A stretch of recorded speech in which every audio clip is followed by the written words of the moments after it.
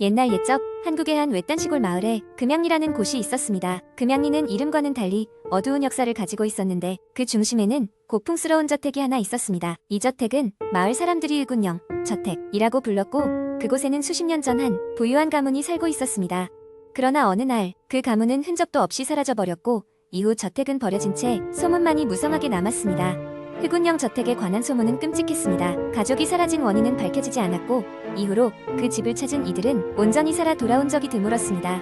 어떤 이들은 그곳에서 이상한 소리를 듣거나 알 수 없는 그림자가 자신들을 쫓아다닌다고 말했습니다. 심지어 어떤 이는 그 저택에 가까이 갔다가 실종되기도 했습니다.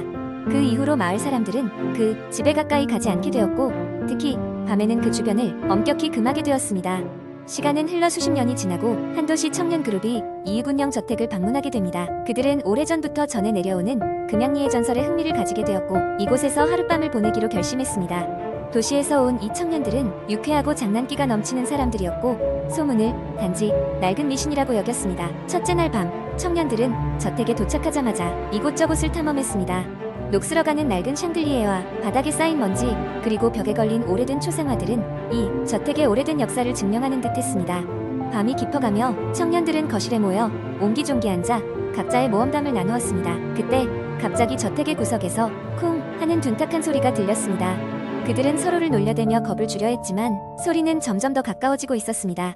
호기심 많은 청년 중 한 명이 소리가 나는 방향으로 걸어갔고 다른 이들도 그를 따라갔습니다. 그들이 소리에 가까워질수록 차가운 한기가 스며들어오는 듯 했습니다. 소리는 저택의 지하실로부터 나는 것이었습니다. 그곳은 유난히 더 어둡고 차가웠습니다. 지하실 문을 열었을 때 그곳에는 오래된 가구들과 깨진 거울 몇 개가 흩어져 있었습니다. 그리고 그 순간 거울 중 하나에 이상한 반사가 비치더니 마치 누군가가 그들을 쳐다보고 있는 형상이 서서히 나타났습니다. 공포에 질린 청년들은 서둘러 지하실을 빠져나와 저택을 벗어나려고 했지만 집 문은 언제 닫혔는지 알 수 없을 정도로 굳게 잠겨 있었습니다. 그들은 필사적으로 문을 열려 했으나 문은 꿈쩍도 하지 않았습니다. 그러던 중 한 청년이 발밑에서 뭔가를 발견했습니다. 그것은 땅에 납작하게 놓인 작은 상자였습니다. 상자 안에는 낡은 사진 한 장과 손으로 적은 메모가 있었습니다. 사진 속에는 이전에 이 저택에 살던 가족의 모습이 담겨 있었고 메모에는 이렇게 적혀 있었습니다. 우리는 항상 여기 있다. 너희도 이젠 우리의 일부다. 그 메시지를 읽은 순간 그들의 실루엣이 점점 희미해지고 사진 속 가족의 모습에 자신들이 녹아들어가는 느낌을 받았습니다. 그 후 청년들은 저택에서 종적을 감추었습니다. 마을의 전설의 또 다른 실종 사건이 추가되었고 흑운령 저택은 다시금 새로운 소문을 품게 되었습니다. 지금까지도 이 마을에서는 이 저택에 발을 들이지 말아야 한다는 경고가 이어지고 있습니다. 그리고 때때로 저택의 창문에서 청년들의 웃음소리가 들린다는 목격담이 들려옵니다. 하지만 그것이 정말 웃음소리일지 아니면 비명소리일지는 누구도 확신할 수 없는 미스터리로 남았습니다. 두 번째 이야기. 어느 평범한 여름 밤 서울 외곽의 작은 마을에 사는 한 청년이 있었다.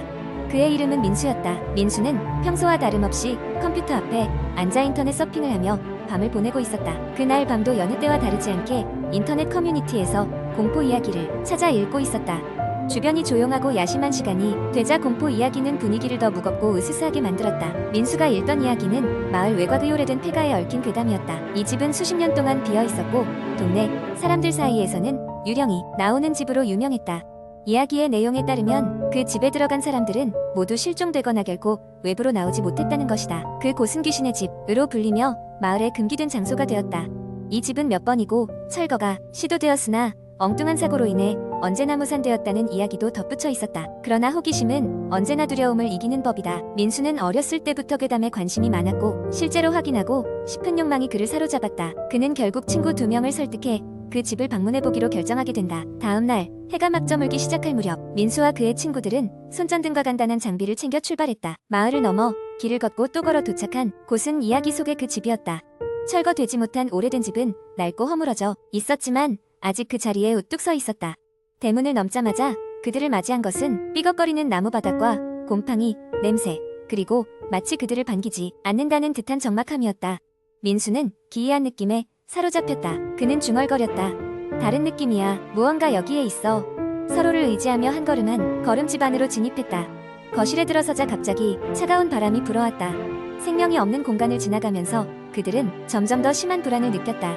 바로 그때였다. 계단 위에서 무언가 부르는 소리가 들려왔다. 긴장한 민수가 손전등을 비추자 계단 끝에는 낡은 인형이 있었다. 인형은 마치 그들을 쳐다보며 웃고 있는 듯한 표정을 짓고 있었다. 이때 친구 중 한 명이 겁에 질려 돌아가자고 했지만 민수의 호기심은 이미 그의 두려움을 넘어서고 있었다. 그는 안방으로 향하는 문을 열었다.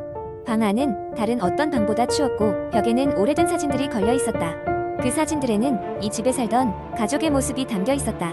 사진 속 인물들은 하나같이 불길한 미소를 짓고 있었고 그중 한 아이의 눈동자가 방 안에서 처음 느꼈던 그 차가운 느낌을 증폭시키는 듯했다. 방을 다시 나와 이제 돌아가자는 생각을 했을 때 막다른 복도에서 다시 이상한 소리가 들렸다. 그들은 본능적으로 뒤를 돌아보았고 아까 계단에 있던 그 인형이 복도 끝에서 그들을 쳐다보고 있는 것이다. 눈을 뗄 수가 없었고 손전등 불빛이 흔들렸다. 순간적으로 민수는 무언가가 그 인형을 움직이고 있다는 사실을 깨달았다. 그들은 더더욱 확신할 수 없는 존재가 있다는 사실을 알게 되었다. 놀라 도망치기로 한 그 순간 갑자기 벽시계가 움직이기 시작하며 12시를 알렸다. 그와 동시에 방 안에 있던 문들이 일제히 닫히고 창문이 요란한 소리를 내며 스스로 잠겼다. 갇힌 듯한 공포감이 그들을 휘감았고 비명도 출구도 없다는 사실을 깨달았다. 그러나 포기할 수 없었던 민수는 마지막까지 집에 숨겨진 비밀을 풀어보고자 남은 하루를 사용했다. 집안의 구조를 다시 조사하고 벽에 빈틈에서 낡은 일기장을 발견했다. 그 일기장에는 이 가족이 이사 온 이후 점점 이상한 일이 벌어지고 결국은 이 집을 탈출하려 했다는 내용이 담겨 있었다. 그러나 탈출하지 못한 그들은 집에 갇혀 그들과 같은 운명을 맞게 된 것이다. 이런 충격적 발견 후에 이제 더는 머물 이유가 없다는 것에 그들은 동의했다. 일기장의 한쪽에 있는 비밀, 통로에 대한 설명을 따라 마침내 그 집에서 빠져나올 수 있었다. 추억처럼 그들을 쫓아오는 차가운 기운을 뒤로하고 새벽이 되어서야 집 밖으로 탈출할 수 있었다. 이 사건 이후로 민수와 그의 친구들은 그날 밤에 이를 비밀로 간직하게 되었고 그 집은 다시 주민들에게 금기의 장소로 남겨졌다. 민수는 그 일을 겪은 후 더 이상 공포 이야기를 좋아하지 않았다. 인터넷을 통해 들었던 수많은 이야기들은 이제 더는 단순한 이야기가 아니라 실제 경험이 되어 그의 머릿속을 떠나지 않았다. 세 번째 이야기 때는 어느 흐린 가을날 대학생인 나는 중간고사가 끝난 후 몇몇 친구들과 함께 오랜만에 여행을 가기로 했다. 우리는 자연 속에서 힐링을 하기로 하고 이름도 생소한 작은 마을의 펜션을 예약했다. 펜션은 숲속 깊이 자리 잡고 있었고 주변 환경은 낭만적이면서도 약간 음산한 분위기를 풍기고 있었다. 펜션 주인은 따뜻하게 우리를 맞아주긴 했지만 그의 눈빛은 어딘가 불안해 보였다. 첫날 저녁 우리는 바비큐 파티를 하며 즐거운 시간을 보냈다. 불빛에 춤추는 그림자들 사이로 웃음소리가 끊이지 않았고 술잔이 왔다 갔다 하며 우리는 그간의 스트레스를 날렸다. 하지만 시간은 흘러 밤이 깊어지고 우리는 하나둘씩 방으로 들어가 잠을 청하기 시작했다. 나는 피곤한 몸을 침대에 눕히고 눈을 감았다. 그런데 몇 시간 뒤 자다가 갑자기 깨고 말았다. 시계는 새벽 3시를 가리켰고 이상하게도 방 안이 묘하게 차갑게 느껴졌다. 몸을 돌렸지만 이상한 느낌은 가시지 않았고 일어나 방을 돌아보았다. 그러던 중 창문 너머에서 뭔가가 나를 지켜보는 듯한 느낌이 들어 소름이 돋았다. 그러나 그쪽을 바라봤을 때는 아무것도 보이지 않았다.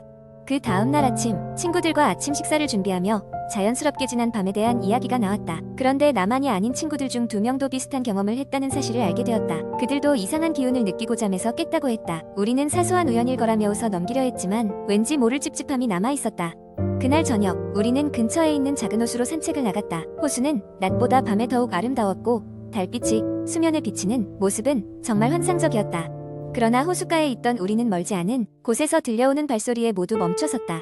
숲의 고요함을 깨는 그 발소리는 천천히 그러나 확실하게 우리 쪽으로 다가오고 있었다. 머지않아 우리는 어두운 숲을 속에서 무언가가 모습을 드러내기를 기다렸다. 그때였다.